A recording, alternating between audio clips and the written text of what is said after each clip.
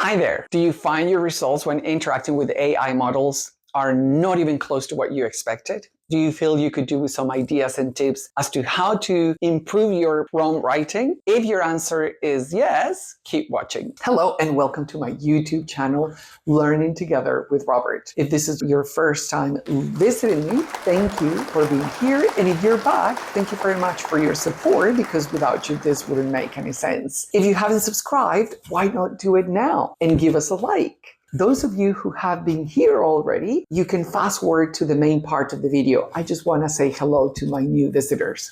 I'm Robert Martinez, and I've been an English language teacher since 1994 and a teacher educator and language assessment specialist for almost 20 years now.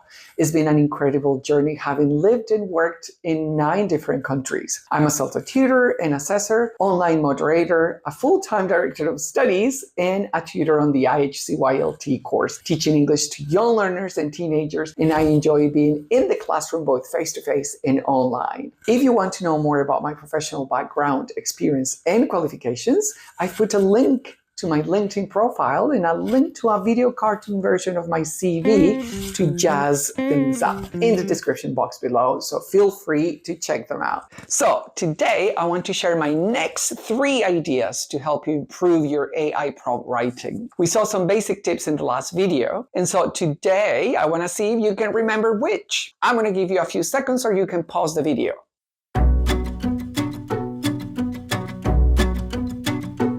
That's right. Tip 1 was clarity and specificity. Tip 2 was context and setting. And tip 3 was incorporating emotion into our prompts. I'll take you through what I think, in my own experience, are fundamental techniques and basic tips. After doing some research online, reflecting on my own use, and the courses I've completed, I think I can help you a couple of ideas to craft compelling prompts for AI models. So let's start. Tips 1 through 3 could be argued to have covered the basics. So let's explore now 3 more ideas to enhance the complexity of our AI prompt writing. These tips will challenge the AI model to produce more nuanced and sophisticated responses. Do remember that we can and should change the narrative.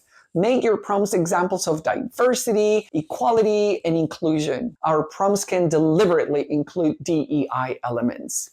You can have an iterative chat with the AI model, refining the results until you're happy they're more representative of the real cosmopolitan, globalized world we live in, not the purely white, heteronormative, Western-centric bubble narrative that LLMs usually provide if we don't change the narrative. Don't just accept the initial results. We are an active part in making this world a more diverse, equal, and inclusive place, and this is exciting. Right, let's get busy. Tip number 4, layered prompts. These prompts introduce multiple elements or constraints requiring the AI model to juggle various aspects while generating a response. This approach fosters creativity and produces richer outputs. Let's have a look at this single prompt.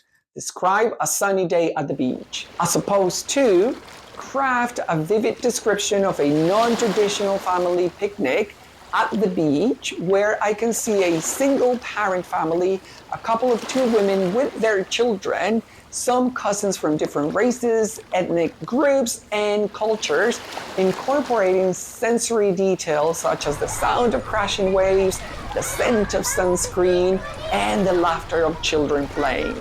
There are very different layers here, I'm sure you will agree, which will ensure the output is richer and ensures that they are included, which appeal to the senses as well. So sight, sound, tact, smell, and culture. Right, let's move on to tip 5, open-ended questions. Pose open-ended questions that encourage the AI model to explore different perspectives and possibilities. This approach sparks creativity and enables the generation of diverse responses that will definitely add different layers and information to the results. Let's look at one close prompt. For example, explain the process of photosynthesis. It's likely that it will regurgitate information on the process as opposed to an open-ended prompt like this one. For example, reflect on the implications of the process of photosynthesis for humans and how this affects everyday life, as well as how it affects people with diverse abilities. In this case, it will not give us information about the process, but also a wider perspective. Then asks how this affects diversely able people and see what the results are. You will easily see that the responses can be interesting and sometimes just lacking inclusion or representation of people around us in our family or community. That's what I personally find, and start chatting with the model to add